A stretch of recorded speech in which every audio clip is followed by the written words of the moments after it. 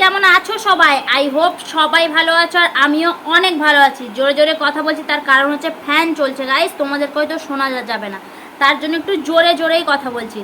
যাই হোক, এখন আমি উপরে রিলস বানাচ্ছিলাম, অনেকটাই ঘেমে গেছি বুঝতে পারছো। এখন 4টে বাজে, 3টা থেকে গেছিলাম রিলস করতে, 1 ঘন্টা রিলস করে এইমাত্র এলাম। তোমাদের সাথে কিছু কথা আছে, সেটাই তোমাদের সাথে শেয়ার করব।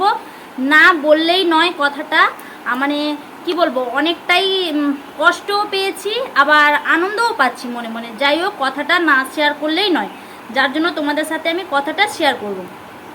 কীভাবে ঘামছি দেখছো গাইস, এই দেখো কীভাবে ঘামছি। যাই হোক, গরম তো পড়েছে মানে ঘাম তো হবেই।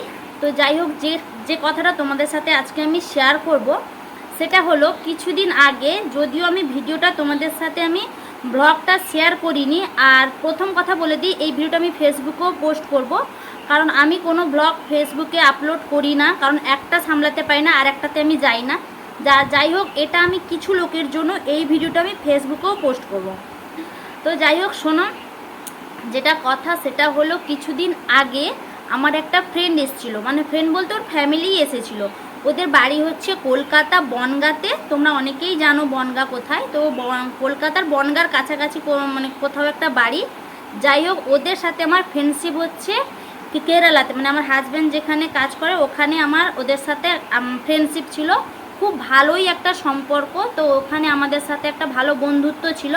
তো যেহেতু আমার বাড়ি দীঘার কাছে, মানে দীঘা রামনগরে আমার বাড়ি, তো দীঘা থেকে রামনগর কয় মিনিট, যারা জানো তারা অবশ্যই জানো, যারা জানো না তাদেরকেও বলে দিচ্ছি, দীঘা থেকে রামনগর বাইকে গেলে এই 5-7 মিনিট লাগবে হয়তো। যাই হোক, এটুকুই ডিফারেন্সে বাড়ি। তো ওর জন্য ওরা এসেছিলো, ওরা এখন কেরালায় থাকে না, ওরা এখন কলকাতায় শিফট করে গেছে। তো বন্ধুটা তো থেকেই গেছে, তাই না? তো ওর জন্য ওরা এসেছিলো দীঘাতে ঘুরতে। তো আমি প্রথম থেকে না বললে তোমরা হয়তো বুঝতে পারবে না, যার জন্য আমি পুরো প্রথম থেকেই বলছি। তো শনিবার ছিল সেই দিন, ওরা দীঘাতে ঘুরতে এসেছিলো, ওরা হোটেলেই ছিল, দীঘাতে ঘুরতে এসে হোটেলে ছিল। তো সেখান থেকে আমাকে কল করে যে, শিবানী আমি তোমাদের বাড়ির কাছে এসেছি, দেখা করব। আমি বললাম অবশ্যই দেখা করব। এবার দেখো, তোমাদের দাদাভাই বাড়িতে নেই, সেটা তোমরা সবাই জানো। এবার তোমাদের দাদাভাই বাড়িতে নেই বলে ওদেরকে বললাম যে তোমরা আসো, আমাদের ঘর দেখে যাবে, ওর জন্য ওদেরকে ডেকেছিলাম। তো ওরা বলেছিল যে বিকালবেলা আসবে। তো মানে যেহেতু রোদ হয়েছে দুপুরবেলা, বিকালবেলা আসবে। আমি বললাম ঠিক আছে, বিকালবেলা আসবে বলে ওরা কোনো কারণে ঘুমিয়ে গেছে। তারপরে ঘুম থেকে উঠে ওরা 6টার সময় কল করেছে, শিবানী আমরা ঘুমিয়ে গেছিলাম, এরকম এরকম ব্যাপার। বলছে ঠিক আছে আসো, কোনো অসুবিধাই, আমাদের রামনগরে মানে স্ট্যান্ড থেকে বেশি দূর নয়। তো ওর জন্য ওরা আবার কল করেছে। আস্তে আস্তে এই রাত 8টা নাগাদ হয়ে গেছে। এবার 8টার সময় আমি গেছি ওদেরকে আনতে, মানে রামনগর স্ট্যান্ড টোটোতে করে এলে দীঘা থেকে রামনগর বললে নামিয়ে দেবে, রামনগর স্ট্যান্ড থেকে তো আমাকে বাড়ি অবধি তো ওদেরকে নিয়ে আসতে হবে। তো ওর জন্য আমি গেছিলাম ওদেরকে আনতে, রাত 8টা নাগাদ হবে। রিক গেছিলো, টিউশনে গেছিলো, রিক গেছিলো না আমার সাথে, আমি একাই গেছিলাম। যাই হোক, প্রথম থেকে বলছি, একটা ড্রেস পরেই গেছিলাম। তো রামনগর স্ট্যান্ডে ফোন করলাম গিয়ে, তো ওরা বলল যে আমরা মানে পৌঁছে গেছি কোথায়, ঠিকরা কাছাকাছি বললো, যে ঠিকরা কাছাকাছি আছি। তো তুমি এসে গেছো রামনগরে? আমি বলছি হ্যাঁ, আমি পুরো স্ট্যান্ডে এসে দাঁড়িয়ে আছি, তোমরা আসো, কোনো প্রবলেম নেই। তারপরে ওরা বললো যে মানে যে টোটোতে করে আসছিল ওই টোটোওয়ালাটা বললো যে ব্রিজের কাছে আসতে, মানে রামনগর যে ব্রিজ, ওই ব্রিজের কাছে আসতে। আমি বললাম ঠিক আছে। এবার আমি প্রথমে গিয়ে অনেকক্ষণ দাঁড়িয়ে আছি, দাঁড়ানোর পর ওরা যখন না আসে তখন আমি একটা মিষ্টির দোকানে যাই, ওখান থেকে জুস মানে একটু এটা সেটা কেনাকাটা করি, ওখান থেকে কিনে হাতে আমার জুসের বোতলটা কিন্তু ভালোভাবে দেখা যাচ্ছে লোককে, মানে অডিয়েন্সকে। যাই হোক, মানে আমাকে যারা ফলো করে তাদের ক্ষেত্রে বলছি কথাটা। আচ্ছা, দই জুসটা নিয়ে আমি ব্রিজ অবধি গেছি। এবার আমাকে যারা ফলো করছে তারা অবশ্যই আমাকে দেখে দেখে যাচ্ছে যে আমি কোথায় যাচ্ছি, কি হাতে নিয়ে যাচ্ছি, কি ড্রেস পরে যাচ্ছি, আমাকে অবশ্যই ওদের চোখ আছে। যাই হোক, কোথা থেকে কে ফলো করছে আমি জানি না। এবার একটা কথা বলি, আচ্ছা এটা বলে সারি, তারপরে ওদেরকে আমি ব্রিজের কাছেই দেখেছি, ওরাও আমাকে দেখে নিয়েছে। আমি বলছি দাঁড়াও, তারপরে ওদেরকে নিয়ে আমি এসছি বাড়িতে এসছি। তারপরে একটু আড্ডা করে কথাবার্তা বলে 1 ঘন্টা আস্তে আস্তে 8টা 15 হয়ে গেছিলো। তারপরে সাড়ে 9টার সময় আবার নিয়ে গেছি ওদেরকে ছাড়তে স্ট্যান্ড অবধি। তো রাত্রেবেলা ওরা একা আসবে, একা তো আর যেতে পারবে না, তো তার জন্য ওকে নিয়ে আমি ছেড়ে দিয়েছি। এই ছিল ব্যাপারটা। এবার আমাকে যারা ফলো করছে তাদের ক্ষেত্রে বলছি, মানে ঘটনাটা কি ঘটেছে, মানে আমার স্বামী বা আমার হাজব্যান্ড কাছে নেই বলে আমার কি কোনো রাইট নেই যে একা মানে একা বাইরে বেরোনোর বা একা কোথাও যাওয়ার কোনো কি রাইট নেই?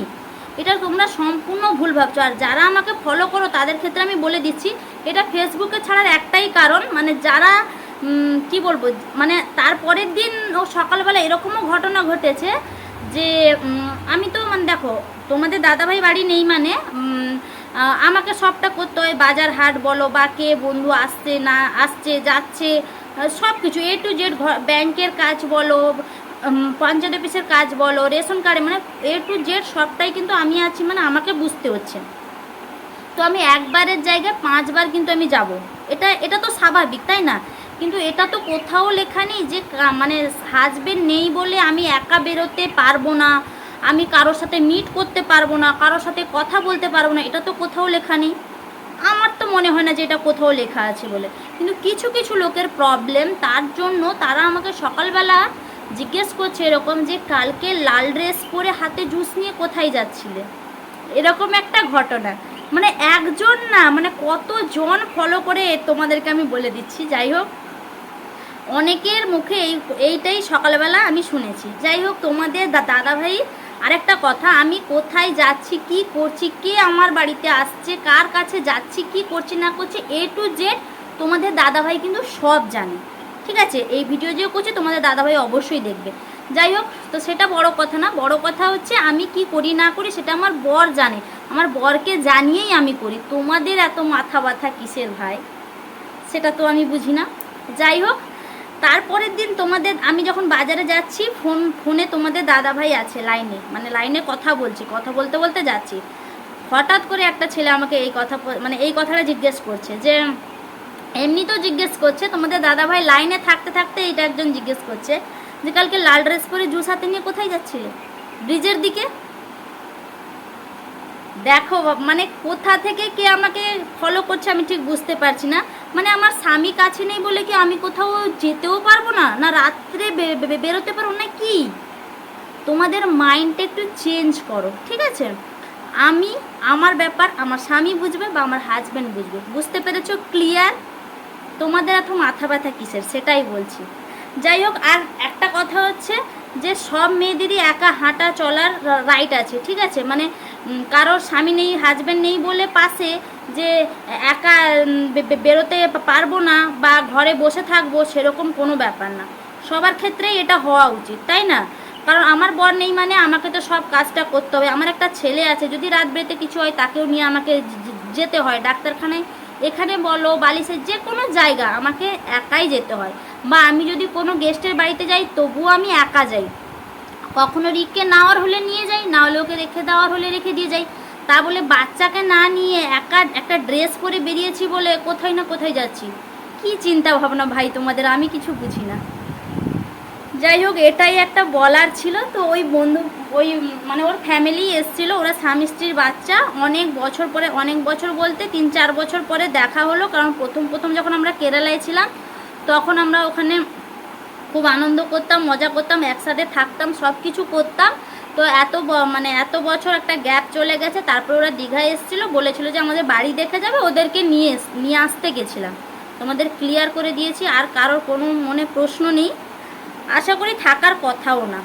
তো যাই হোক, এই ভিডিওটা আমার করার একটাই কারণ যে সবার রাইট আছে একা হাঁটা চলা করার, ঠিক আছে? কারণ মনে কোনো কুবুদ্ধি এনো না, দয়া করে, সবার কাছে দয়া করে বলছি। যাই হোক, আজকে ভিডিওটা আমার এই পর্যন্ত। যদি ভালো লাগে অবশ্যই লাইক কমেন্ট শেয়ার করবে, আর ফেসবুকের বন্ধুরা ঝটপট করে কমেন্ট করো।